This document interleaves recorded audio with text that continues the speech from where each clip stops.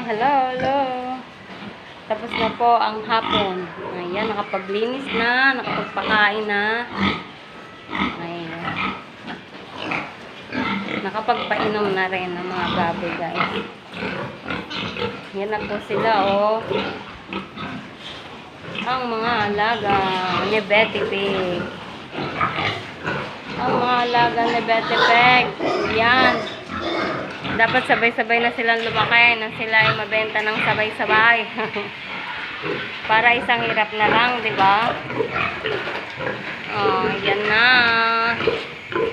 Mga busog na. Pero April pa ang benta nila. Ito mga ito, dambuhala na eh. Hindi pa kuhanin eh. Isa na lang yun na napakaliit dyan, oh. Pero ang pakain po nila ay hinay-hinay lang. Diba? Para hindi naman sila masyadong tumaba. Ito, may nahiwalay pa nga isa, oh. Kaya madaling linisin ang kanyang kural kasi isa-isa. Pero ito, 3. Ayan. Ang kapatid niyan, ang kasabayan pala niya ay nasa dulo na 8.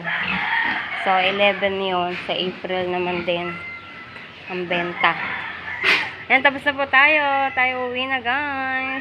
Ito po ang aming coral. Ay, coral pala ni Blabosing. Yan. Taking mga alagang pucha. Magpapatukan na lang tayo ng mga Brahma. Ang 2 Brahma ko din. Uy, may itlog. Guys, ayan ang itlog. Kukuhanin ko po yung kanyang itlog. Dahil baka tukain lang. Masayang. Kasama ko na lang siya doon sa nangingitlog na dumalaga. Kasi may dumalaga ako doon na isa.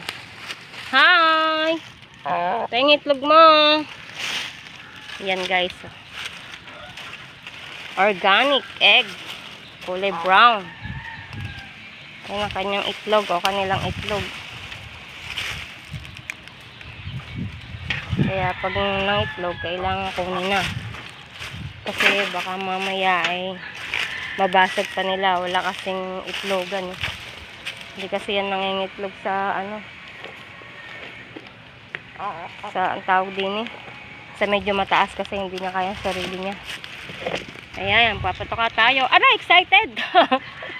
Kinukaan na ako na ba yan? Grabe, nanonoka. Hindi makapaghintay, oh. Ayun, doon na lang. Nanyonyo ka kayo eh. O, tama na yan. Sobrang dami na. Kaya naman ako login-login na sa inyo. Login-login na ako sa inyo ah. Ayaw niya akong bibigyan ng madaming chicks. Ouch. Dapat marami kayong chicks. Para naman sulit ang aming pakain. Ayan, 1 egg down. Let's go! Kasama ba kayo sa akin, mga pucha? Oh, kumain na yung mga ito eh. Naghahanap pa ng pagkain. Dali na, late na ako. Bye na, guys. Salamat po sa walang sawang pagsubaybay po sa aking mga vlog. Ayan, salamat ng mapakarami. Bye. Gamit ko po ang aking e-bike. Bye na po.